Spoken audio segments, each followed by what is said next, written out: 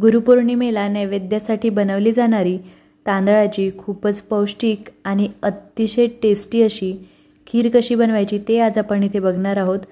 खीर बघू शकता तुम्ही, एकदम दाटसर रबडीसारखी बनून तयार झालेली आहे। ही खीर बनवायची पद्धत सुद्धा खूप सोपी आहे, म्हणजे आपल्याला खूप वेळपर्यंत तांदूळ भिजवून ठेवायचे नाहीयेत किंवा खूप जास्त दूध सुद्धा आटवायचं नाहीये आपल्याला। अगदी कमीत कमी वेळेमध्ये आणि खूप स्वादिष्ट अशी ही खीर बनून तयार होते।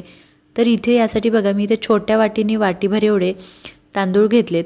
तर तांदळाची खीर बनवण्यासाठी आहे ना, जो बारीक तांदूळ येतो ना, ज्याचा आपण रोजचा भात वगैरे बनवतो तसा बारीक तांदूळ घ्यायचा, किंवा इंद्रायणी तांदूळ असेल तर इंद्रायणी तांदूळ घ्या। त्याची खीर खूप छान बनते आणि सुगंधसुद्धा खूप छान येतो खीरीला। तर सगळे तांदूळ मी इथे धुवून घेतलेत स्वच्छ धुवून। या तांदळामधले आहेत ना, थोडेसे तांदूळ आपल्याला एका वाटीमध्ये बाजूला काढून घ्यायचेत, म्हणजे पोहे खायच्या चमच्याने 2-1 चमचे एवढे तांदूळ असतील हे। त्यानंतर बघा 10-15 इथे मी बदाम घेतले आहेत। तर हे थोडेसे तांदूळ आणि ह्या बदामा आपल्याला गरम दुधामध्ये हे भिजवून ठेवायचे, आणि हे खूप जास्त वेळ आपल्याला नाही भिजवायचे, फक्त 10-1 मिनिटे आपण हे दुधामध्ये भिजवून ठेवणार आहे। याच्यावरती मी झाकण ठेवून इथे बाजूला ठेवून दिलं। त्यानंतर बघा, एक आपल्याला कुकर घ्यायचा, छोटा कुकर, त्यामध्ये मी इथे चमचाभर तूप घातलं।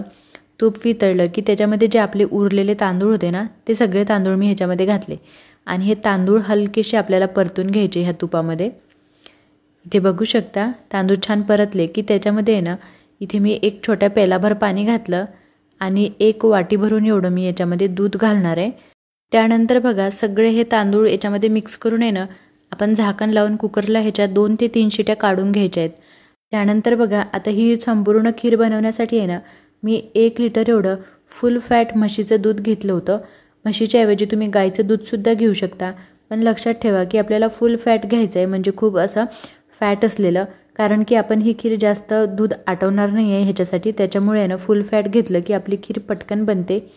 आता इथे मी बघा, जे भिजवलेले तांदूळ होते ना, ते आधी मिक्सरच्या भांड्यामध्ये काढून घेतलेत। त्यातलं उरलेलं दूध मी एका बाजूला वाटीमध्ये काढून घेत आहे, आणि सगळे तांदूळ ह्या मिक्सरच्या भांड्यामध्ये आपल्याला काढून घ्यायचेत। आणि ज्या बदाम होत्या ना, ह्या बदामसुद्धा गरम दुधामध्ये भिजवल्यामुळे बघा ह्याची सालं अलगद निघत आहेत।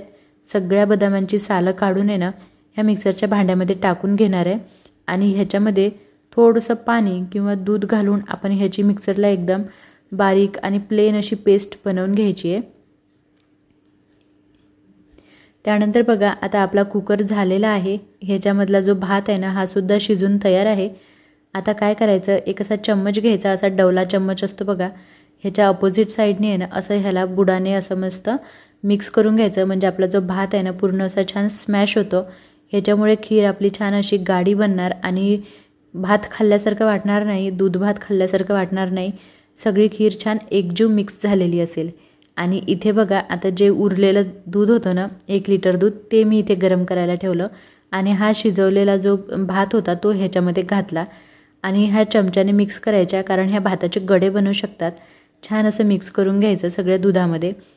त्यानंतर आपण जे आता मिक्सरला बदाम आणि तांदळाची जी पेस्ट काढली होती ना, ती ह्याच्यामध्ये घालून घेणार आहे। हे बघू शकता, याच्यामुळे काय होतं, आपल्या खीरीला बदामाचा खूप छान असा फ्लेवर येतो, आणि रंगसुद्धा असा बदामी येतो, हलकासा बदामी। त्यामुळे आपली खीर दिसायलासुद्धा खूप छान दिसते आणि चवीलासुद्धा खूप छान लागते। आणि हे बघा, सगळी पेस्ट घातली की आपल्याला परत ह्याला मिक्स करायचं आहे, आणि 5-1 मिनटं आपल्याला ह्याला उकळू द्यायचं आहे आधी। असं मिक्स करून आहे ना, 5 मिनटापर्यंत मंद आचेवर ह्याला उकळून घ्यायची छान। आता 5 मिनटानंतर याच्यामध्ये आहे ना, मी इथे 4 ते 5 वेलच्या कुटून घातल्यात, आणि वेलची घालून एकदा मिक्स करून घ्यायचं। आणि इथे बघू शकता, खीर आता छान उकळली आहे। त्यामध्ये आता जेवढे तांदूळ घेतले होते ना, तेवढीच इथे मी साखर घेतली आहे। साखर तुम्ही थोडं प्रमाण कमी किंवा जास्त करू शकता, तुमच्या आवडीनुसार, तुम्हाला गोड किती आवडतं त्यानुसार तुम्ही साखर घाला याच्यामध्ये।